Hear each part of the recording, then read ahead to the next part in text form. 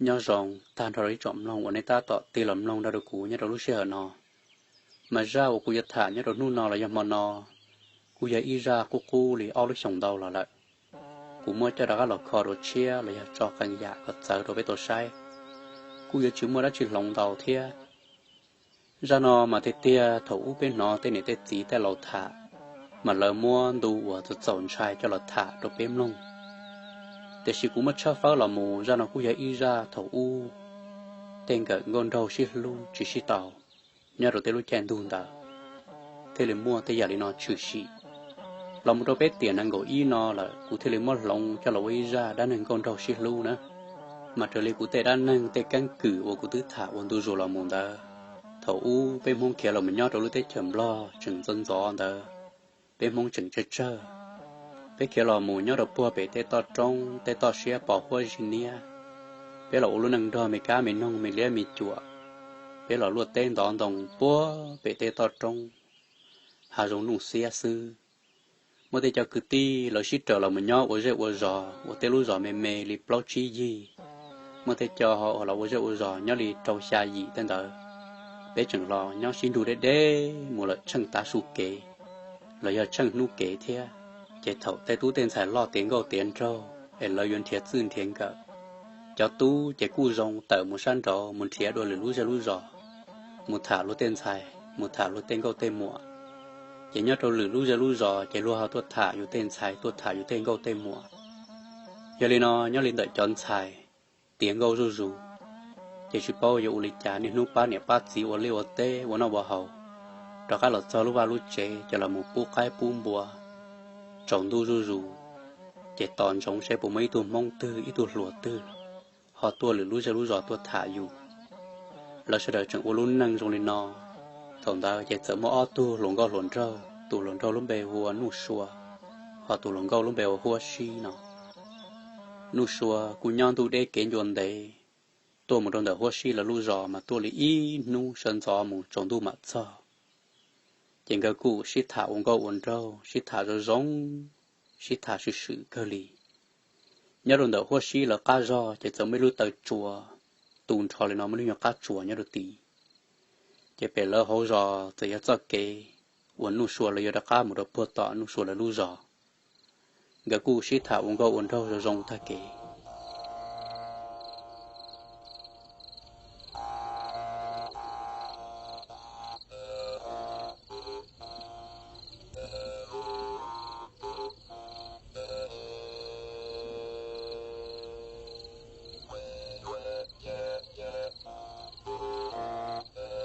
nếu sủa bây giờ con à có thứ to là ló giờ mà sẽ có tí cho ra là có chỉ tao theo chỉ nhớ tao con à hoa xí mà nó cả cải lìa nhân cho có thì là các tuần đó có nhảy mò chạy chạy ta kỳ của đặc cá một chế là tại kia có chấm mà mù có tao cũng đi bao nhiêu đó có chắc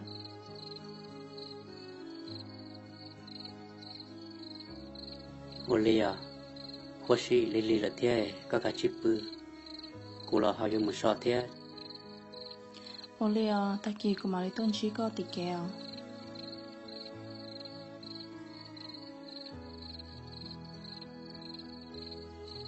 hoa xí cụ giờ đặc cá một chế một ba cụ này theo cụ chỉ là ở tây là ở bênนู้นต่อtên nó để cụ mà lên thiệt sẽ ở đặc cá tuần chỉ có nữa cái chuyện đó tao xia một ba cái này thấy có chỉ là ô tế chua chua ấy tao cá tua trái cũng nhân do co cũng la tao co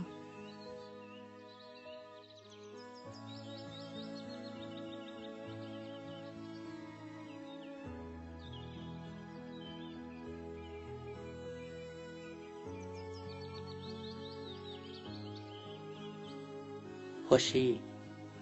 có sao cụ tốt hơn để nó xứ ấy có đặc cá một chế chả chỉ có chỉ tao lùa nếu sủa cũng đi bao nhiêu nó tao con gà mù ít chỉ có chép lá có thể tao nọ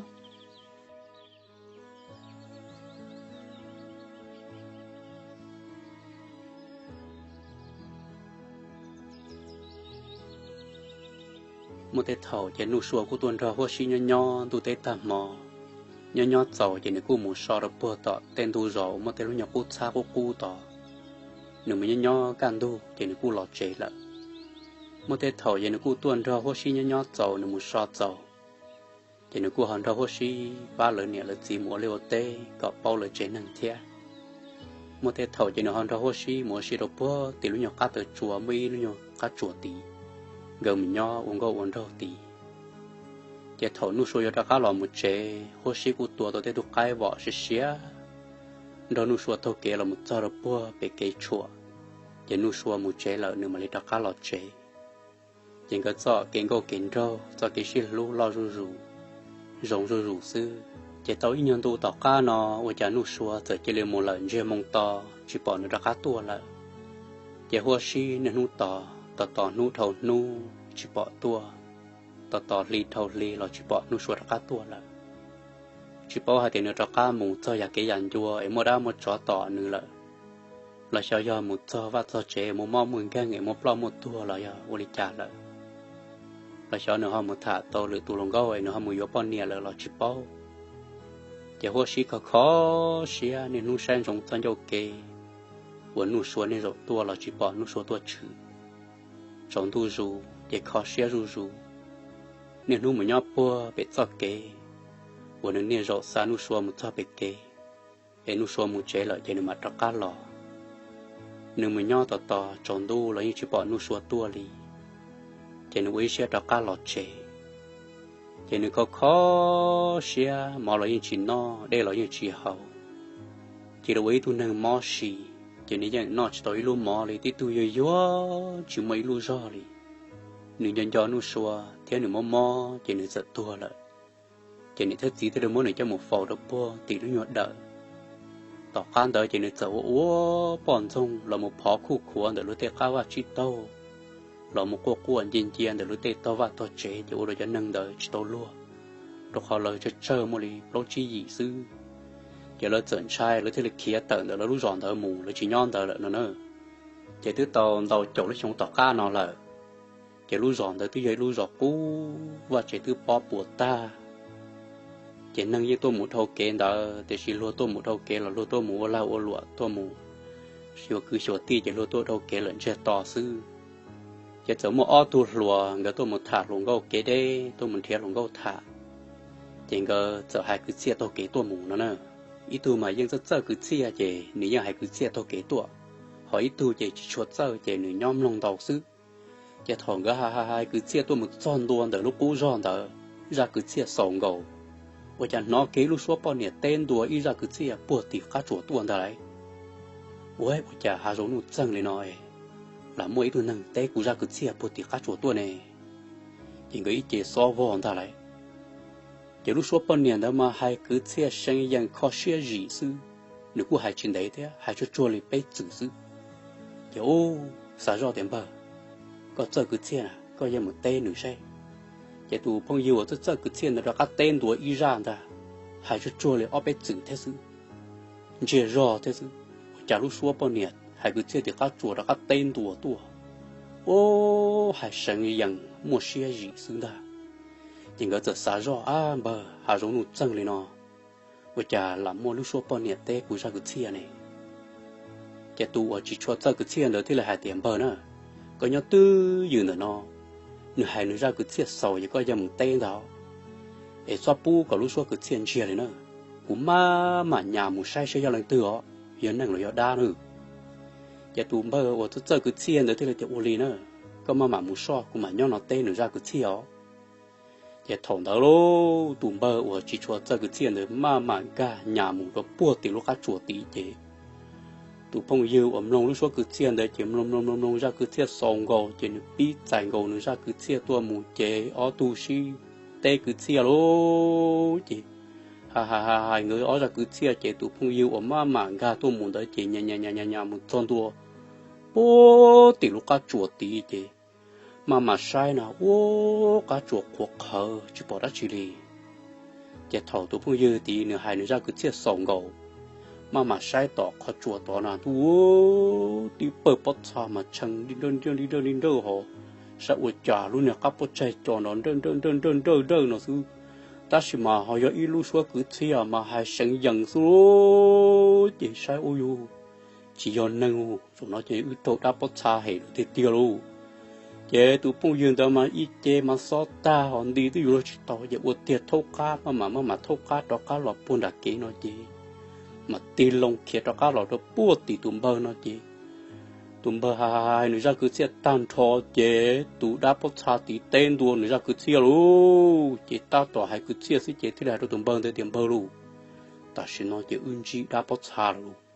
chỉ do nâng ồ giờ ít bơ được bắt xa sư hồng hư cả chiếc kia luôn, ô xài rồi chỉ tàu luôn, cú ya tôi hay ít ra cứ xe còn đến đấy cho, cú hay sau cú ra cứ xe chèn nữa chua nữa ra cứ xe té tua chè kia thế đi luôn, chè thằng tới chèn gom lum nữa ra cứ xe chèn nhiều quá hay cái bé xử sư sầu kiên ta, chè tụm bơ của tôi cứ xe được thế là bi kê ít ra cứ xe đấy lòng luôn, chè một bé trâu tờ nó thìn ta, chè hai nữa ra cứ xe sầu câu chè kia luôn bơ luôn ưu, chế tụ lòng cô đã bắt thằng được tên đùa xuống ghiền của sinh dân thì khác chúa sự chuyện cái kia luôn, kia chế, ý như chuyện đấy lòng lên bé châu tận thì chế lúc xuống chia kia, ôi cha chỉ nói cái tê lần ta lấy, chế ô cha số lò hùng gần ta lại, từ mấy lần giờ đã tao cụ thế cho ô rồi nó chế đã bắt xa chỗ thì tiêu luôn chế cái đọc là bố số trung ta ôi cha nó hù lỡ liệp buồn đã há tuôn ta từ mấy lần giờ đã chỉ sợ kia tao cụ thế cho mà ô chỉ tàu luôn đã bắt xa chỗ là thì tiêu gì mình kia có cơ rồi luôn thì cái trong đó buồn đã cứ há chế nó hù lỡ liệp bố số trung ta lại tụi mình lên giờ đâu, cho nên dù thiệt tam bộ liệt tỏ cụ thế mà, chị gần trai hàng lô, giờ trốn đủ thế chị kia chị, làm tròn tôi đang đợi mũi để tê chị, mong một tê giờ trốn đủ chị mong sợ một trái ta rồi, chị lúc này trái tê rồi nhưng chúng ta chỉ thay lấy theo chọc lâu tụi mình chơi chị, võ mình chỉ có tròn đủ nà sư, mà lúc nhỏ họ chu nhân tờ họ mới cho nhân tờ sau bờ luôn tờ thiệt, chỉ có xả gió chỉ tàu luôn, ta chỉ nói trốn đủ là thiệt chỉ bao kia họ tư là chỗ tờ nhau nó to trong ta, in chỉ nó là cho nó走lấy trả là uốn ta nữa, con trai kia ư tôi o lăng rồi, thì ô cái số cho chua cho tờ cho lần số cho chua, chỗ chỉ nó vùng tận ta trốn tụ luôn chi ăn ta lấy, chế ít lần tôi chơi trát triệt chế nhau chân cũng gỡ tổn ta, và chả tiếp lia rồi chỉ là chọn tôi tổn tụ tên ta lấy, từ nô ở nhà này giờ kia của loli, này chỉ con trai của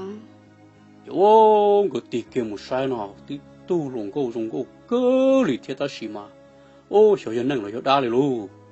我家主了做单喏也好要tu lồng câu了就ô còn chưa cụ cũng chưa có sở dụng lịch trả lô rồi nó chỉ có thế là thì ô lì có nhân năng là要đa我家có要chủ hàng tam bảo thế giờ có nhân năng nó là có lò rồi dùng xứ hỏi có要đa nó là có hải rồi dùng chủ có xóa hệ có chỉ xóa chủ trắng thêm trái nữa chỉ tụ lòng gấu đá thế lịch xa lò rê rò thế là trong cỡ hai tia cô chia nên là ta chỉ nên chỉ son trai cô yêu chúa lịch trả cho này chỉ tụ ở tất cứ xiên là thế hai trò tụ lòng gấu đá để hai tia tụ mùa ôi cha hà rô nụt sang ngày có hiểu tụ mình nhau y lên bùa tí tê cá chùa tí có hiểu tê cụ ra cứ xia